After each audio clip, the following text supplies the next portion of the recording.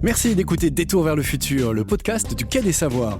Nous explorons aujourd'hui comment la nature peut inspirer scientifiques et artistes à la découverte du biomimétisme.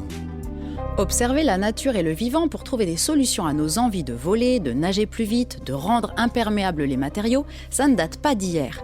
Léonard de Vinci serait ainsi le premier à avoir théorisé le biomimétisme et c'est à lui qu'on doit une jolie citation « Va prendre tes leçons dans la nature, c'est là qu'est notre futur ». La nature pourrait donc être une réelle source d'inspiration pour faire évoluer nos modes de vie comme nos sociétés face au changement climatique.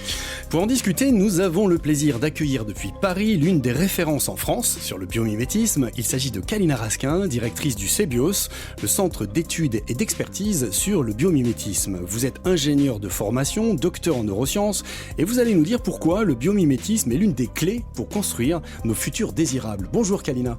Bonjour.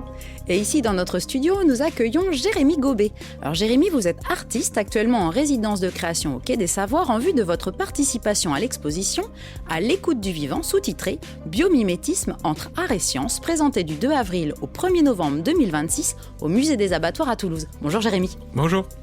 Alors vous qui nous écoutez, vous n'avez peut-être jamais entendu parler de biomimétisme. Vous avez seulement une vague idée de ce que ça pourrait signifier. Alors première question à nos invités, tout simplement, qu'est-ce que c'est que le biomimétisme ? Est-ce que c'est une science, une discipline scientifique ? Est-ce que c'est un courant de pensée, une philosophie ?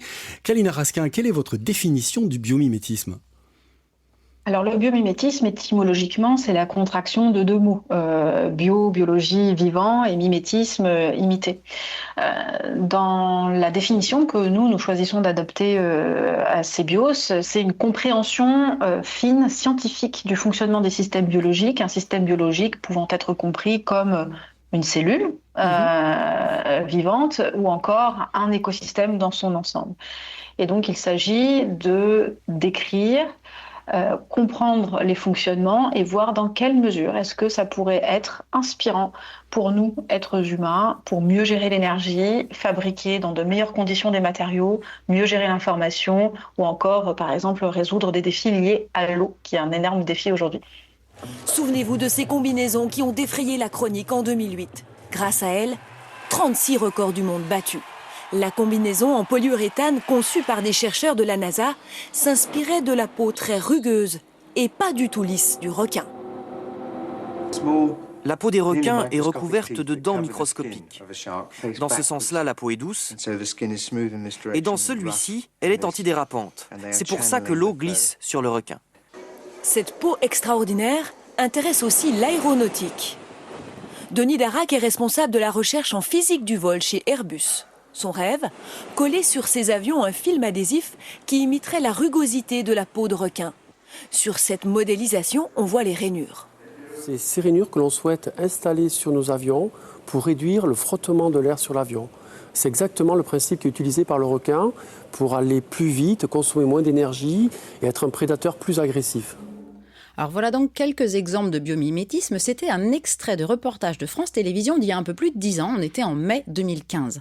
Alors on a l'impression que ça va un peu dans tous les sens. On passe de la peau de requin pour améliorer les performances des nageurs comme des avions. Jusqu'où est-ce qu'on peut aller ? Est-ce qu'il y a des domaines d'application du biomimétisme qui sont des domaines de prédilection ? Et est-ce qu'il y a des limites finalement ? Kalina. Alors, il y a des grands domaines de prédilection et les exemples sont bien choisis. Effectivement, le domaine de l'aéronautique est un domaine dans lequel très tôt, on est allé regarder tout simplement comment voler les oiseaux pour essayer d'imiter leur technique de vol, et une grande partie des innovations en aéronautique des dernières décennies est liée à ce biomimétisme. C'est intéressant d'ailleurs parce que donc ce reportage date d'il y a une dizaine d'années, et depuis en fait les revêtements en peau de requin ont été produits, et il y a actuellement des flottes d'avions, une vingtaine d'avions en ce moment qui est en train de tester des revêtements en peau de requin pour améliorer la mécanique des fluides pendant le vol. L'autre domaine de prédilection historique, c'est clairement le domaine des mathématiques aux prémices de l'informatique. Très tôt, des mathématiciens des systèmes complexes sont intéressés à l'intelligence des essaims, au réseau de neurones, pour pouvoir essayer de voir comment bâtir et construire des systèmes mathématiques de gestion d'informations complexes et d'ordre complexe. Et donc, vous avez dans beaucoup d'algorithmes qu'on utilise aujourd'hui au quotidien, typiquement l'optimisation de trajets. On a beaucoup d'applications aujourd'hui qu'on utilise probablement tous de façon récurrente qui, en fait, ont dans leurs origines et leur histoire de la bioinspiration de ces systèmes complexes. On a vu ensuite d'autres domaines se l'approprier assez tôt. L'architecture, on est allé très vite voir quelles sont ces formes naturelles performantes structurellement et comment les imiter. Donc l'architecture a bénéficié très tôt finalement de cette inspiration du vivant. Et puis plus la compréhension à plus petites échelles du vivant a été permise grâce au progrès de l'instrumentation scientifique, plus on est allé comprendre plus finement typiquement la matière et l'architecture de la matière. Et on a depuis plusieurs décennies vraiment une prolifération de publications scientifiques dans le domaine des matériaux et donc dans la façon dont on va fabriquer les matériaux en s'inspirant du vivant. Parce que le vivant a cette capacité, même avec des atomes, une palette d'atomes très limitée, contrairement à nous qui utilisons tout le tableau de Mendeleïev, le vivant, il est capable de synthétiser une très grande diversité de matériaux avec des propriétés remarquables de couleur, de résistance, de légèreté, et ce, avec des processus de fabrication très différents des nôtres et beaucoup plus doux que les nôtres. Et donc, c'est un réservoir d'idées qui est exploré très activement depuis quelques décennies. Et qui est quasiment inépuisable pour le coup. Il n'y a pas de limite. Parce que c'est vrai qu'autant il y a des choses qui sont assez intuitives. On se dit la forme de l'aile de l'avion, quand on regarde la forme de l'aile de l'oiseau, bon, ça paraît logique. La peau du requin sur l'avion pour la rendre plus efficace en termes de mécanique des fluides, c'est vrai que c'est pas intuitif, quoi, à première vue, pour nous. Alors, dans les limites, effectivement, aujourd'hui, dans la pratique du biomimétisme qu'il peut y avoir, c'est de faire des mauvaises analogies. Ça peut arriver effectivement qu'on se dise tiens, c'est une bonne idée. C'est une bonne idée d'imiter et de faire un copier-coller de ce qui se passe dans le vivant. Mais en fait, c'est rarement le cas. On arrive rarement à faire un copier-coller parce que nos domaines d'application et d'usage sont en général assez différents des domaines d'application dans la biologie et dans le contexte naturel. Je vais donner un exemple. C'est vrai que par exemple, on entend beaucoup parler d'un exemple assez célèbre en biomimétisme qui est de faire des structures très fines, des nanostructures sur des vitrages pour qu'ils soient auto-nettoyants comme la feuille de lotus. Sauf qu'en fait, ça s'encrasse extrêmement vite, alors que dans le vivant, ça se renouvelle. Oui. Dans le vivant, les cellules se renouvellent, les matériaux se renouvellent. Pareil, si on voulait appliquer ça sur un pare-brise de voiture, ça marcherait pas bien parce qu'en fait, on impose au véhicule et à la surface du véhicule des contraintes qui ne sont pas du tout les mêmes que celles qu'on observe dans le système biologique. Donc en fait, il y a toujours une adaptation nécessaire et c'est là ce qui est très intéressant dans le biométisme, c'est que bien sûr, on fait rentrer une nouvelle discipline à la table à dessin qui est la biologie, mais on a toujours besoin de nos ingénieurs et de ceux qui connaissent très bien le système technique pour être sûr que l'analogie qu'on fait et l'adaptation qu'on va faire va être pertinente dans le domaine d'application. Et vous, Jérémy Gobet, comment vous êtes tombé en fait dans le biomimétisme ? Je rappelle que vous êtes artiste, que vous avez été formé aux Beaux-Arts de Nancy, aux Arts Déco à Paris. Donc, quelle est votre histoire particulière avec ce biomimétisme ? Moi, il va passer forcément par la découverte, la rencontre avec des coraux, qui a eu lieu en 2010. J'ai découvert des coraux, ils étaient sous une table dans un Emmaüs en Suisse. J'ai été pour une résidence et donc assez loin de la mer et j'ai vu ces objets de la nature et j'ai trouvé ça fascinant. Et j'ai commencé à faire à la fois des œuvres mais aussi des recherches sur les coraux et j'ai découvert que la nature ait produit ces formes qui pour moi, avec mon œil, avaient plutôt une tendance artistique, avaient aussi une fonction. Et cette alliance entre esthétique et fonction m'a vraiment frappé. Et pour moi, c'est un peu ça le cœur du biomimétisme, mais le cœur du départ du biomimétisme aussi, parce que moi, j'accepte qu'on parle de mon travail comme un travail qui est inspiré par le biomimétisme, même si on va au bout, pour moi, de la définition. Vous citiez par exemple De Vinci au début, et à la Renaissance, en fait, pourquoi on explorait? C'était pour comprendre l'homme et sa place dans le monde.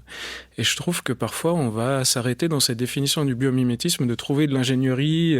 Voilà, je suis très content que les gens nagent plus vite, mais pour moi, le fond du biomimétisme, c'est quand même de comprendre mieux la nature pour s'y intégrer. Oui. Et la question sous-jacente du biomimétisme, pour moi, c'est quelle est notre place dans la nature. Quand on en parle, qu'on parle d'innovation, c'est comme si on s'extrayait. En fait, on allait prendre l'inspiration dans des systèmes naturels, et en tant qu'être humain, on va dans les sociétés humaines, on va s'en extraire encore plus. Alors que pour moi, le biomimétisme, fondamentalement, c'est l'inverse, c'est observer la nature pour s'y réintégrer et pour rendre à la nature, en fait. Donc c'est pour ça que moi j'ai décidé de faire des œuvres et des projets concrets avec de l'ingénierie aussi, mais qui ont pour objectif d'aider la nature. C'est-à-dire le premier spectateur de mon travail, normalement, c'est les coraux. Donc c'est des structures, des sculptures qui vont l'aider en développant même des nouveaux matériaux, etc. Alors pourquoi les coraux? Parce qu'on rappelle que les coraux sont en voie de disparition, malheureusement, sur notre planète. À la fin de l'année dernière, fin 2025, il y a un rapport scientifique qui est paru pour dire que voilà, on avait franchi une limite planétaire avec la disparition d'un très grand nombre de coraux dans les mers chaudes. Donc pourquoi vous intéressez autant à ces coraux? Je pense que à la base, c'était vraiment ce rapport esthétique. C'est-à-dire que je me suis dit, quand j'ai vu ces coraux, que je serais jamais aussi bon artiste que la nature, à créer ces formes incroyables. Mais en fait, plus ça va, plus je me dis, ok, le corail, en fait, il est symbole d'énormément de choses. Déjà, il est symbole d'incompréhension. Et en plus, comme vous le rappelez, il est très présent et très important pour notre espèce. Et on le sait peu. C'est très très étrange à quel point il est à la fois inconnu et important pour la survie de l'humanité. Donc ça, je trouvais ça extrêmement fort comme symbole de dire, regardez, en fait, cet animal, parce que déjà peu de gens savent que c'est un animal, c'est vrai, on a besoin de cet animal. On vit quasiment en symbiose avec cet animal, mais on le connaît peu. Et c'est là où le biomimétisme est intéressant, justement. C'est en faisant des œuvres biomimétiques, on peut intéresser les gens au corail. Après, le corail aussi, donc symbolique par rapport à ça, mais il est symbolique de plein de choses. Moi, par exemple, j'ai commencé mon travail en allant dans les ateliers, les usines en fermeture, beaucoup d'usines textiles et tout ça. Par exemple, on parle de textile, de tissu corallien aussi, donc il y a plein de liens comme ça. Et moi, ce que j'aime bien, et souvent on retrouve ça dans la nature, c'est cette formule un peu mathématique que moins par moins fait plus.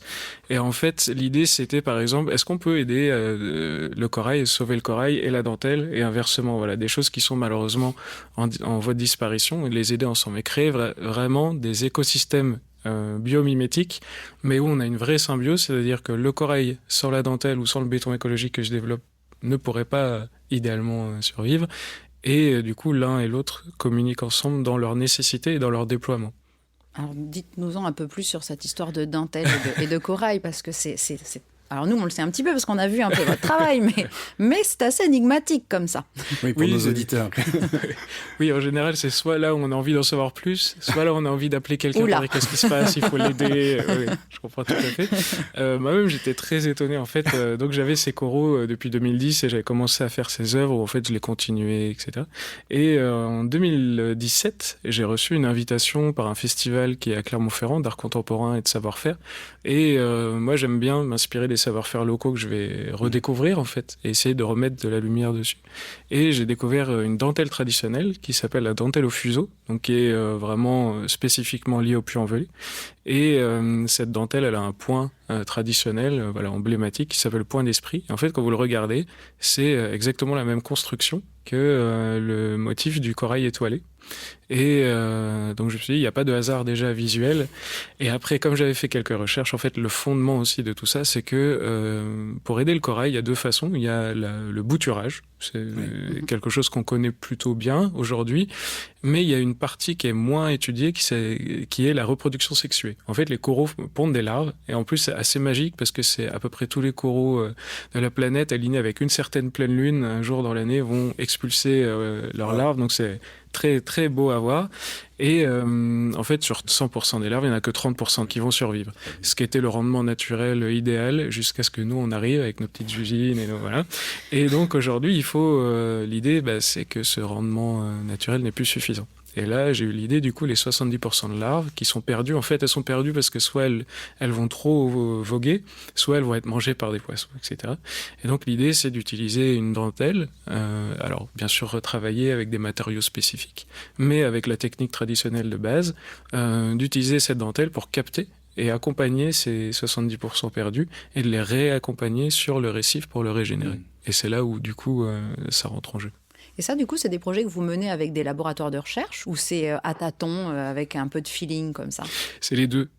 C'est les heureux hasards et la recherche. Alors, en fait, c'est toute une chaîne, c'est-à-dire que pour avoir la plus grande indépendance financière et philosophique, en fait, il y a beaucoup de choses que je fais moi-même. Par exemple, les brevets que j'ai, c'est moi qui les ai déposés, qui les ai rédigés, donc je me forme beaucoup en auto-formation. Je fais les premiers essais et après, je trouve des financements, je rédige des cahiers des charges et je finance des laboratoires pour appliquer mes cahiers des charges, me donner les résultats, etc. ou passer sur les plus grandes machines. Si on prend l'exemple de la dentelle c'est extrêmement compliqué parce que c'est un des fils les plus fins donc il faut arriver à faire... Moi je veux faire, par exemple la dentelle que je veux faire, elle est faite à partir de bactéries marines. Donc alors j'ai déjà des fils en bactéries marines, ce qui est déjà une première mondiale, c'est la meilleure matière, etc. Mais pour arriver aussi fin, du coup, là, il faut sur des machines de pointe, etc. Et donc là, on est sur des budgets importants. Donc l'intermédiaire, c'est que par exemple, j'ai détourné mon imprimante 3D pour en faire une extrudeuse et j'arrive à faire du fil, etc., etc. Donc je scale comme ça, voilà, différentes parties du projet. Mais l'idée, c'est que je contrôle la majorité pour aller jusqu'au bout de la philosophie du projet, et des valeurs, mais aussi de ce que je veux montrer, c'est cette idée vraiment importante de zéro compromis sur les matériaux et tout ça, et aussi vraiment un des plus gros aspects que je veux transmettre, c'est quand je fais des ateliers avec les enfants, etc., c'est d'inspirer aussi, c'est-à-dire on n'est pas obligé d'avoir des moyens extraordinaires, etc., juste dédier beaucoup de temps et d'efforts, mais on peut arriver déjà à essayer de faire des choses soi-même. Alors, du coup, ça, c'est une success story. Est-ce que, Kalina, vous auriez des exemples de success story comme ça, venus de bio-inspiration, de biomimétisme que vous avez peut-être suivi au niveau du CBIOS, ou qui pourraient aussi, au-delà des coraux, peut-être ouvrir d'autres pans? Alors, au-delà de l'aéronautique, qu'on connaît bien à Toulouse. Et avec cette idée que Jérémy développe sur des techniques qui vont finalement restaurer le vivant. On s'inspire du vivant pour le restaurer. Alors, dans des belles success stories que j'aime bien, alors il y en a plein. Si on met l'accent sur la restauration, il y a des grandes entreprises dont je ne donnerai pas le nom, mais qui sont des acteurs, on va dire, de la gestion de l'eau et du traitement de l'eau, qui ont créé, elles sont plusieurs à l'avoir fait, des zones humides artificielles, en fait. Donc, quand je dis artificielle, ça veut dire tout simplement qu'ils ont reconstitué et recréé des zones humides en aval de stations d'épuration, pour pouvoir venir améliorer la qualité des eaux en aval. Et ils ont vraiment recréé toute la dynamique de l'écosystème en travaillant sur l'hydrologie, en travaillant sur la gestion du végétal et la capacité à attirer un certain nombre d'animaux pour que la qualité des eaux qui ressortent de nos stations d'épuration soit meilleure. Et ça a plein d'autres co-bénéfices. Ça a un premier bénéfice de créer des zones humides qui sont en disparition. Or, le vivant a besoin de ces zones humides. Vous recréez des écosystèmes propices à la biodiversité et en plus évidemment c'est beaucoup plus agréable pour les usagers et les riverains d'observer ce genre de zone que on va dire une usine de traitement tout simplement. Donc là on va être sur ce qu'on appelle de l'ingénierie écologique, mais qui fait partie de ce grand registre du biomimétisme. Dans d'autres domaines, je pense à des domaines. Alors, je monte un peu d'échelle pour faire écho à ce que disait Jérémy tout à l'heure. C'est le biomimétisme historiquement est très lié aux techniques et à la R&D, mais nous, je pense, des valeurs que porte et l'intention que porte la coopérative CBIOS. Que nous sommes, c'est effectivement d'habiter le monde autrement et faire en sorte que Homo sapiens habite le monde autrement et on sorte de l'anthropocentrisme pour aller vers du biocentrisme et que donc on remette vraiment le vivant dont on fait partie au centre des réflexions et des arbitrages qu'on doit faire. Et donc, le biomimétisme, il peut aussi ne pas être juste une copie du résultat, mais de copier le cahier des charges du vivant. Moi, j'aime bien dire qu'en fait, aujourd'hui, les espèces qui nous entourent, elles obéissent tous à un cahier des charges qui a su s'adapter aux limites planétaires. Et c'est bien ce qu'on est en train de chercher, nous, voir comment est-ce qu'on fait pour continuer à se développer, à prospérer, mais en respectant les limites planétaires. Qu'on est tout en train de faire sauter les unes après les autres malheureusement. Mais donc, comment on fait pour retrouver une trajectoire de référence qui soit une trajectoire souhaitable? Et c'est ça qui est fascinant dans le vivant, c'est que le vivant, il nous offre cette trajectoire souhaitable. Il nous offre un modèle de trajectoire souhaitable parce que le vivant, il sait gérer l'énergie solaire, il sait fabriquer à température et pression modérée, il sait gérer de façon extrêmement sobre et pourtant efficace l'information, et il a su s'adapter à toutes les conditions finalement climatiques et notamment liées à la question de l'eau, aussi bien dans sa surabondance que sa rareté que notre territoire français connaît dans son large spectre ces dernières décennies. Oui. Et donc, en fait, voilà, on a un modèle de développement, on a un nouvel étalon de développement devant les yeux, et cet étalon de développement, il passe forcément aussi par la restauration des écosystèmes. En fait, c'est ça qui est très vertueux dans le biométier, c'est que le vivant sert à la fois de mesure, de modèle, d'objectif à atteindre dans un cercle vertueux, d'en plus restauration de l'écosystème qui lui-même nous inspire. Et donc, c'est vraiment dans cette démarche-là que nous, on souhaite s'inscrire. Et donc, on sort de cette ornière produit dans lequel il a été longtemps confiné, ce biomimétisme, et ça reste intéressant. Ça reste intéressant de fabriquer des choses différemment, certes, mais il faut penser système différemment. Il faut penser système différemment, il faut mettre les biologistes dans les équipes de conception, il faut repenser la façon dont on pose les problématiques, et se dire, tiens, dans le vivant, comment ça se poserait cette problématique-là, et comment ce serait résolu dans ce cahier des charges-là, et comment on vient répondre à des questions plus grandes, c'est-à-dire si on parle des entreprises ou des organisations humaines, les organisations dans leur écosystème d'interaction, sur leur territoire, et comment est-ce qu'on peut apprendre du vivant pour interagir à l'échelle des territoires, à l'échelle de nos parties prenantes, pour avoir des innovations et des conceptions beaucoup plus vertueuses que celles qu'on fait aujourd'hui. Je pense qu'on ne se pose pas les bonnes questions aujourd'hui quand on conçoit. Alors, puisqu'on parle de vision du futur, de nouvelles visions du futur, je vous propose d'écouter notre feuilleton de science-fiction. Aujourd'hui, l'ICAM nous invite à un spectacle dans un lieu original. Ça s'appelle le spectacle Globule. Nous avons marché plus de 4 heures, en plein soleil, et nous découvrons le lieu choisi pour le spectacle, un bord de lac peu ombragé. Il fait chaud et humide. Nous déposons notre barda et commençons à nous installer. Nous transportons chacune une partie du globule, la tente symbiotique qui va héberger le spectacle. Une fois monté, le globule peut contenir une 50aine de personnes. Nous l'assemblons en à peine 1 heure, en prenant particulièrement soin des vénules et des alvéoles. La membrane homéostatique est très fine. Il lui faut à peine 2 heures pour se recharger. Elle sera donc en mesure de nous rafraîchir ce soir. Déjà, la nuit tombe et les spectateurs arrivent par petits groupes. Nous les faisons entrer. Le globule suscite de nombreux commentaires dans l'assistance. Comme on y est bien! On voit à travers la toile.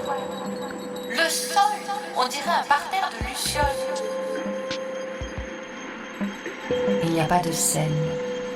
Nous allons danser et chanter parmi les spectateurs.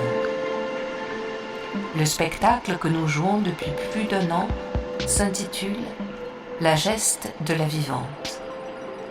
Nos chants ressemblent à ceux des oiseaux et nos danses s'inspirent des mouvements des plantes et des animaux. Chaque soir, c'est un peu différent. Nous commençons à chanter et à danser. Une odeur de chlorophylle flotte dans l'air. La membrane du globule s'illumine. Et une jeune femme s'exclame « Comme c'est beau, même les étoiles dansent !»